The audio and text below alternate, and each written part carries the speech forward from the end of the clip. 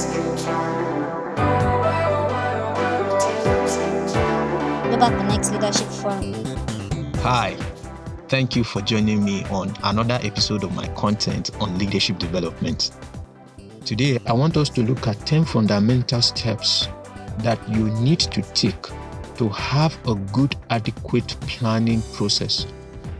Leadership principles are replicable. The planning process applies to every industry. Whatever industry you are practicing your leadership responsibility in, there is a planning process that is going on. Nothing just happened. Everything that you see happening in your industry are planned out by some certain people. So if you want to replicate any of those plans or any of those products or projects, there is need for you to plan. The first fundamental step in having a good, adequate planning process is writing. Writing is the first fundamental step that you need to take when planning towards your goals and objectives.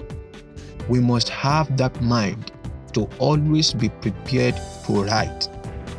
As a leader, when you are planning towards a project, ideas will be flowing through your mind.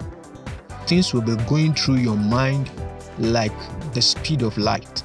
Ideas will come like a flash, and it might not take more than 5 seconds for those ideas to stay in your brain. If you don't capture them by writing them down, that idea might go away. You might get another idea that might be similar, but if you don't capture that idea at that particular time, you might not necessarily be able to get it again. So, as a leader, while planning towards your goals and objectives, always be prepared to write. Get a book, get a jotter, get your device.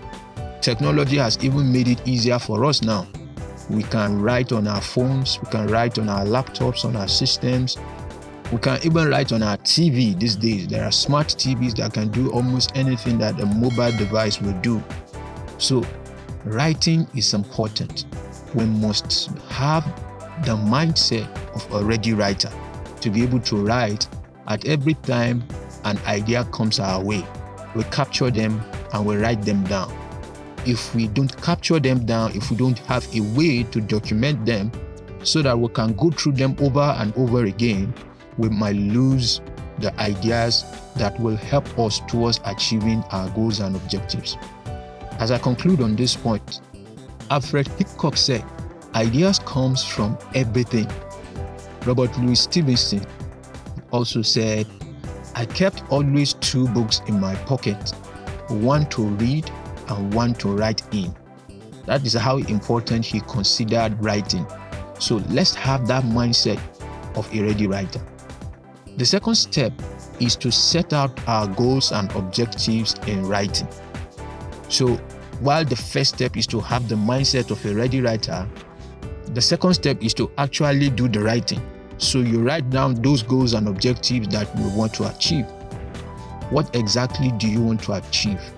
This is the process of answering certain questions about where you wish to go and how you intend to get there. If you are in production and you are planning to produce a product, it's the stage where you answer the question about what product do you want to produce and for what purpose. Why do you want to produce the product? What problem does that product solve?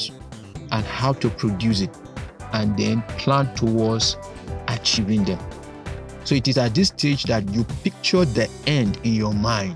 You try to figure out how will it look like when it is completed. As a company, as an individual, or even as a team, what are we going to see at the end of the day when we finish this project, when we finish this product, or when we achieve this target?